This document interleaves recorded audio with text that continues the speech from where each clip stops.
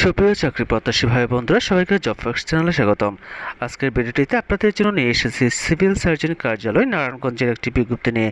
বিজ্ঞপ্তিতে বলা হয়েছে, সকলের অবগতির জন্য জানানো যাচ্ছে যে অনিবার্য কারণবশত নারায়ণগঞ্জ সিভিল সার্জন অফিসের নিয়োগের লিখিত পরীক্ষা আগামী 26/4/2024 খ্রিস্টাব্দ তারিখের পরিবর্তে 27/4/2024 খ্রিস্টাব্দ তারিখ সকাল 10 ঘটিকায় পূর্ব নির্ধারিত কেন্দ্রে অনুষ্ঠিত হবে।